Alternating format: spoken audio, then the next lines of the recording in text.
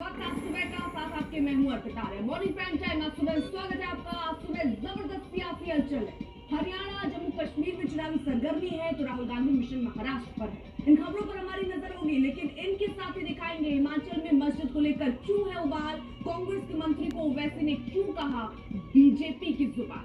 साथ ही दिखाएंगे आबादी पर केंद्रीय मंत्री का धर्मकांड, समर्थन विरोध वाले तीखे बयान और ठीक आधे घंटे बाद देखिए खास पेशकश बुलडोजर में पड़ी आग।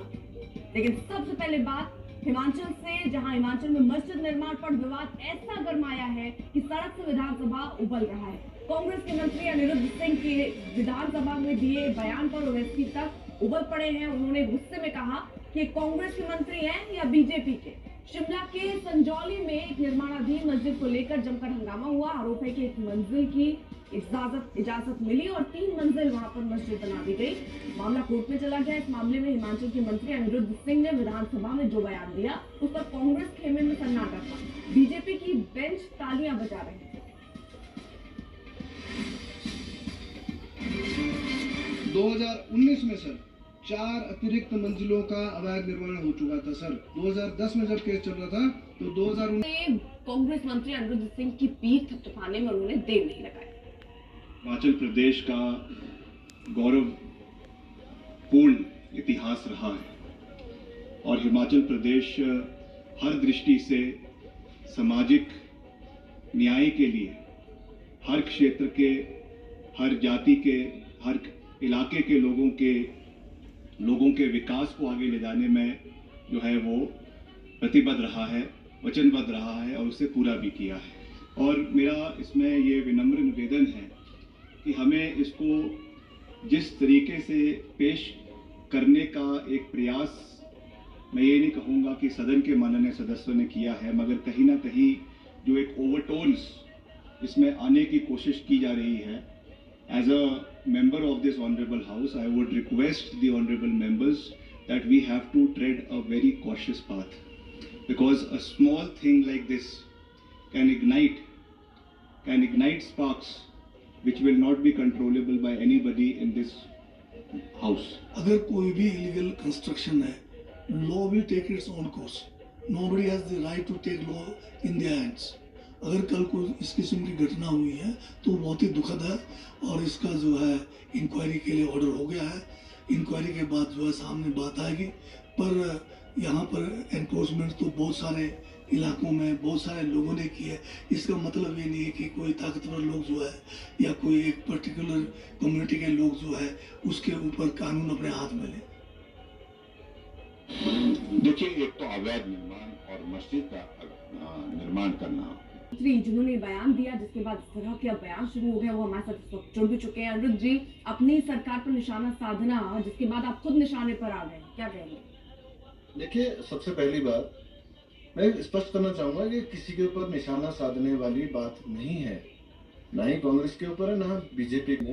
ये अवैध है, वो भी मान रहे हैं कि इतने स्क्वायर फीट अवैध बनाया है, तो उसको जो है उसके लिए ऑर्डर पास करना चाहिए। ठीक है सर, आवाज आप तक पहुंच रही है? सब कुछ मैं इस पक्ष में हूँ कि कानून के दायरे में रह के सारे काम होने चाहिए। ठीक है, लेकिन सर ओवैसी साहब, अनिरुद्ध जी, जिसको बोलता हूँ जस्टिस जो है वो जल्दी होना चाहिए। हमें मेरी आवाज आप तक पहुंच रही है सर?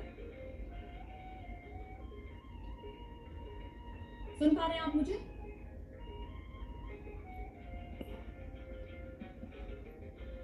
हेलो, जयराम ठाकुर इस वक्त हमारे साथ जुड़ चुके हैं। सर, तालियां तो बीजेपी की तरफ से खूब बज रही थी जब कांग्रेस के मंत्री सवाल उठा रहे थे। Arpita, you're not sleeping well. You should take enough rest. Sleep is very necessary. मंत्री जी ने भी कल हाउस में स्टेटमेंट दिया कि ये निर्माण जो है ये लीगल नहीं है, अवैध निर्माण है। और अवैध निर्माण है तो 2010 में जो है वो ध्यान में आया था, हमला दर्ज हुआ पड़ा, लेकिन कार्रवाई हुई नहीं। लेकिन ऐसी चीजों में सबसे बड़ी बात यह है कि हिम्मत और हौसला ऐसे लोगों का तब बढ़ता है जब ऊपर से इस प्रकार You're so beautiful. उनके बारे में पूरा देश जानता है, दुनिया जानती है वो क्या बोलते हैं, किस प्रकार से बोलते हैं। वो मुझे तो सिर्फ इतना ही कहना है उनके मामले को लेकर के उनकी बात को जो है वो पूरा दुनिया अच्छी तरह से समझे कि वो तो एक धर्म के लिए, एक इसके लिए, वर्ग के लिए बोलते हैं। इसके सिवाय उनकी दुनिया इससे आगे पीछे कुछ नहीं है। उसी पर ही बोलते हैं, उसी में ही वो कहा जा रहा है कि आखिरकार कैसे नाक के नीचे 3 मंत्रालय इमारत बनती चली गई जब एक की ही इजाजत थी। इस बीच आगे बढ़ रहे हैं जातिगत जनगणना को लेकर बीजेपी नेता लगातार मुस्लिम आबादी का हवाला देकर कह रहे हैं कि बटेंगे तो कटेंगे। एक बार फिर केंद्रीय मंत्री गिरिराज सिंह ने दावा किया कि हिंदू अगर इकट्ठा नहीं हुए तो मुश्किलें बढ़ जाएंगी। जब तक सनातनियों का बहुमत है, लोकतंत्र तभी तक सुरक्षित। अगर ये तो मिसो मिला रहे हैं। बीजेपी का कहना है कि भारतीय सीमा में घुसपैठ भी एक बड़ा खतरा है। संख्या विस्फोट इस ढंग से हो रहा है। शुरू हो चुकी है। बीजेपी ने हरियाणा विधानसभा चुनाव के लिए कल 67 उम्मीदवारों की पहली सूची जारी की। इसी के साथ पार्टी में उठापटक और भागम भाग का सिलसिला भी शुरू हो गया। वही कांग्रेस और आम आदमी पार्टी में सीट शेयरिंग फॉर्मूले पर मंथन हो रहा है। दोनों पार्टी साथ चुनाव लड़ने जा रही है, लेकिन सीट को लेकर पेच फंसा है। वही विनेश और बजरंग पुनिया का नाम भी चर्चा में है। राहुल से मुलाकात के बाद माना जा रहा है कि दोनों चुनावी मैदान में दांव दिखा सकते हैं। टिकट न मिलने से बीजेपी के 2 सीनियर नेताओं ने पार्टी की प्राथमिक सदस्यता से इस्तीफा दे दिया। हरियाणा के फतेहाबाद के रतिया से बीजेपी विधायक लक्ष्मण नापा ने पार्टी का साथ छोड़ दिया। उन्होंने बीजेपी की प्राथमिक सदस्यता से इस्तीफा दे दिया। खबर है कि चुनाव में टिकट नहीं मिलने की वजह से सीनियर नेता लक्ष्मण नापा ने पार्टी छोड़ी। इससे पहले बीजेपी के वरिष्ठ नेता शमशेर गिल ने भी कल शाम पार्टी की प्राथमिक सदस्यता छोड़ने का ऐलान किया था। शमशेर गिल ने उकलाना विधानसभा क्षेत्र से उम्मीदवार को लेकर पार्टी के फैसले पर नाराजगी जताई।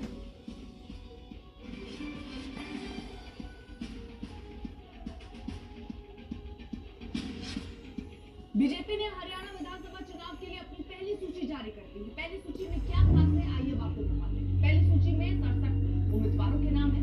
9 मौजूदा विधायकों का टिकट काट दिया गया है। 2 मौजूदा विधायकों की सीट बदली गई है। पहली सूची में 8 महिला की जगह उनको मिली है।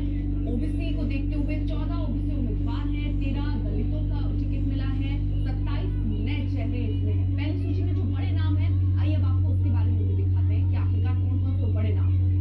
सैनी जो कि मुख्यमंत्री हैं, लाडवा से उनको टिकट मिला, वहां से वो चुनावी ताल ठोकेंगे। अनिल विज जो कि पूर्व मंत्री, उनकी अंबाला कैंट सीट। वहीं बीजेपी की पहली सूची में ये बड़े नाम जो सामने आए हैं। वहीं ज्ञानचंद गुप्ता स्पीकर हैं, पंचकुला सीट। वहीं सुनीता दुग्गल पूर्व सांसद, उन्हें रतिया सीट से उतारा गया है और यहीं पर ही बहाल भी है। यहीं के नेता साथ भी छोड़ रहे हैं कि भाई आप बाहर से ले आते हैं, और बाहर से जितने भी नेता बीजेपी में आए उनको पूरा मौका इस लिस्ट में दिख भी रहा है।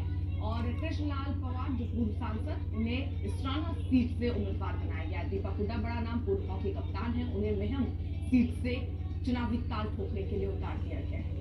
वहीं बड़े नेताओं के बेटे बेटियों को भी टिकट इसमें दिया गया है, जिसमें भव्य बिश्नोई जो कि कुलदीप बिश्नोई के बेटे हैं, उन्हें आदमपुर से टिकट दिया गया, चुनावी मैदान में उतारा गया है। वहीं आरती राव जो कि केंद्रीय मंत्री की बेटी हैं, उन्हें अटेली सीट से चुनावी मैदान में ताल ठोकने के लिए भेजा गया। वहीं श्रुति चौधरी जो काफी चर्चा में भी रही, उन्हें उनकी मां जो है किरण चौधरी, उन्हें भी राज्यसभा भेजा गया। उनको टिकट